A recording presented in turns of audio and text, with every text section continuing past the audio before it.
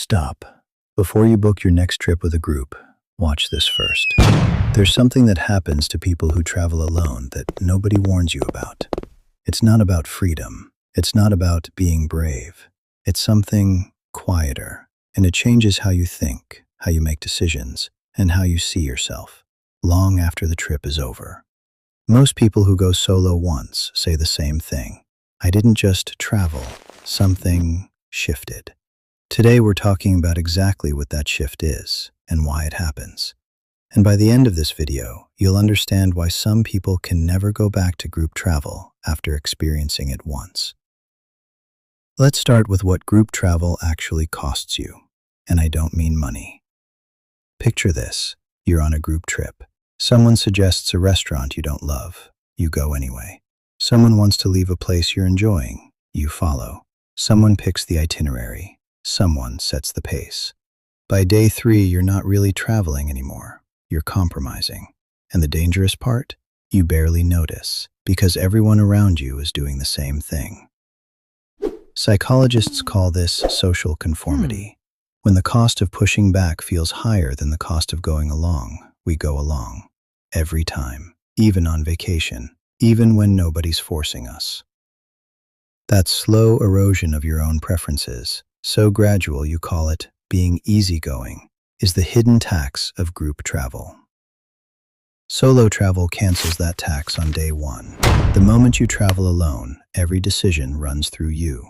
Where to eat, when to leave, whether to stay 3 more hours because you're not done yet. No negotiation, no group vote, no managing anyone else's energy. At first that feels uncomfortable, because most of us are so trained to factor other people into our choices that deciding purely for ourselves feels selfish. It isn't selfish, it's clarifying. And what it reveals about you is something most people spend years trying to figure out and never do.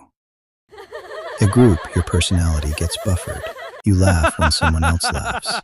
You absorb the group's mood without realizing it was never yours to begin with. Alone, that buffer is completely gone. Suddenly, you're face to face with questions you almost never ask in real life. Do crowded markets energize me or drain me? Do I need structure or space? Do I love spontaneous detours or do I secretly need a plan? This is self-knowledge you cannot get any other way. Not from therapy, not from journaling. Only from being alone in an unfamiliar place with no one else's preferences to hide behind. Once you have it, you can't unfind it. And here's the thing, that self-knowledge is just the first layer. Because what happens next is where solo travel gets genuinely surprising.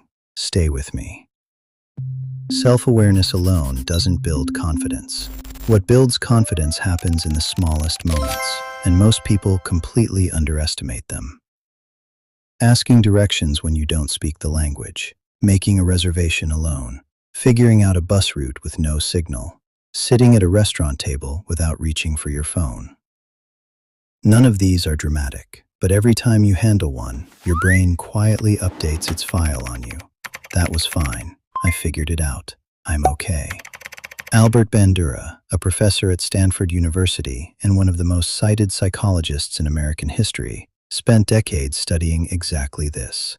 His finding was simple but profound. The single most powerful way to build genuine self-confidence is through mastery experiences. Not being told you're capable, actually doing something hard, alone, and making it through. That confidence doesn't stay in the trip. The self-efficacy gains from solo travel persist long after you're home, back at your desk, back in relationships, back in every moment where self-belief gets tested. The reservoir you built abroad doesn't empty at the airport. I can figure this out. Stops being something you tell yourself. It becomes something you know. Now here's the part that surprises people most, because it has nothing to do with being alone. You can be surrounded by 10 people on a group trip and still feel a strange kind of lonely, moving through shared logistics, not shared depth. Solo travel flips that. When you control your own social dose, engaging when you want to, retreating when you need to, the connections you make are different. A real conversation with a stranger at a hostel, a local who goes out of their way, a fellow solo traveler you stay in touch with for years. The difference is intention. You chose to open up, which means it actually meant something. Solo travel isn't an escape from your life. It's an accelerated version of it. Every day navigating the world alone, you're building self-knowledge and a confidence that nobody can give you and nobody can take away.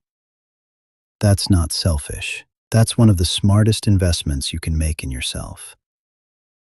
If you've been going back and forth on solo versus group, drop your biggest hesitation in the comments.